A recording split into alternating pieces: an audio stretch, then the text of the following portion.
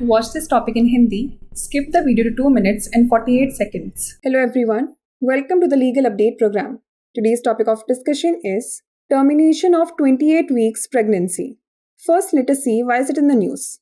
Recently, in the case of XXXX versus State of Punjab and others, the Punjab and Haryana High Court dealt with the issue of whether a woman can terminate her pregnancy under the Medical Termination of Pregnancy Act while ongoing divorce proceedings.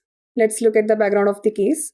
This is a plea of a woman seeking termination for her 28 weeks pregnancy, and the MTP board rejected her plea. The woman got married in January 2024 and allegedly for bringing less dowry, her in-laws abandoned her and her husband left for Dubai without informing her and did not even share his contact details. The Punjab and Haryana High Court noted that the woman had reiterated her intention to seek annulment of marriage again and again before different authorities as well as before the High Court. The Punjab and Haryana High Court, considering the various facts of the case, allowed the plea.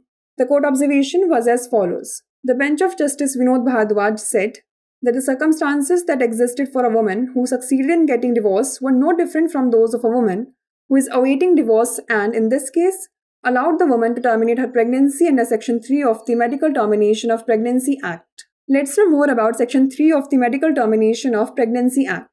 This section deals with the topic of when pregnancy may be terminated by registered medical practitioners.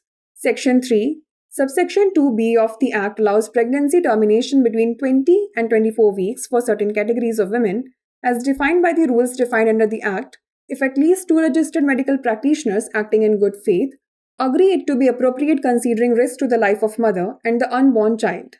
Section 3b, Clause C of the Medical Termination of Pregnancy Rules 2003 states that a termination of pregnancy beyond 24 weeks is allowed if there is change of marital status during the ongoing pregnancy. Let's now discuss a case law related to it. Sarmishtha Chakraborty and another versus Union of India Secretary and others 2017. The Supreme Court held that the right of a woman to have a reproductive choice is an insegregable part of her personal liberty as envisaged under Article 21 of the Constitution of India. She has a sacrosanct right to have her bodily integrity. Before we wrap up, here's a question for you. Which section of the Medical Termination of Pregnancy Act provides when pregnancies may be terminated by registered medical practitioners? Section 2, Section 3, Section 4 or Section 5? Send the answer to this question in the comment section. Like, share and subscribe for more such content. नमस्कार, legal update programme में आपका स्वागत है। आज हमारी चर्चा का विषय है 28 सप्ताह की गर्भावस्था की समाप्ति। सबसे पहले जान लेते हैं यह चर्चा में क्यों है। हाल ही में XXXX बनाम पंजाब राज्य और अन्य के मामले में पंजाब और हरियाणा उच्च न्यायालय ने इस मुद्दे पर विचार किया कि क्या एक महिला तलाक की कार्यवाही के दौरान गर्भावस्था की चिकित्सा समाप्ति अधिनियम के तहत अपनी गर्भावस्था को समाप्त कर सकती है।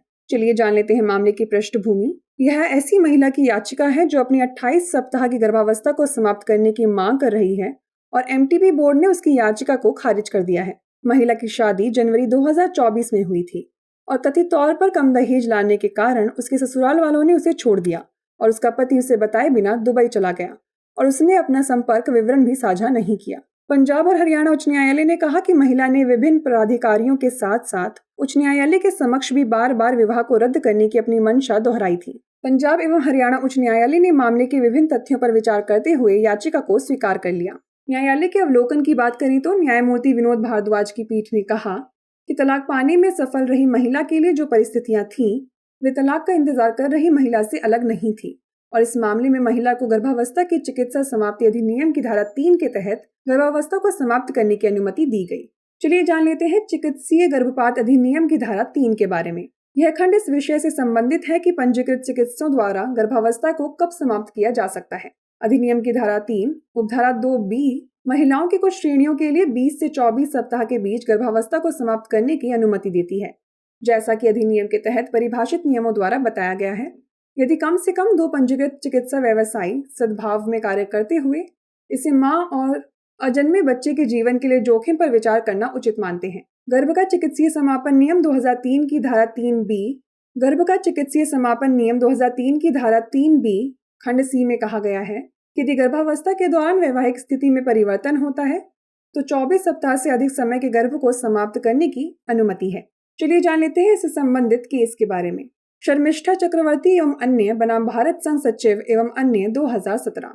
सुप्रीम कोर्ट ने माना कि एक महिला का प्रजनन विकल्प रखने का अधिकार उसकी व्यक्तिगत स्वतंत्रता का एक अविभाज्य हिस्सा है, जैसा कि भारत के संविधान के अनुच्छेद 21 के तहत परिकल्पित है। उससे अपनी शारीरिक अखंडता बनाए रखने का पवित्र अधिकार है। आइए अब नोट कर लेते हैं अभ्यास प्रश्न। गर्भ का चिकित्सीय समापन अधिनियम की कौन सी धारा यह प्रावधान करती है कि पंजीकृत चिकित्सकों द्वारा गर्भ का समापन कब किया जा सकता है? धारा 2, धारा 3, धारा 4 या धारा 5? इसका उत्तर हमें कमेंट सेक्शन में जरूर भेजिएगा। ऐसी और वीडियोस देखने के लिए लाइक, शेयर और सब्सक्राइब करना ना भूलें। धन्यवाद।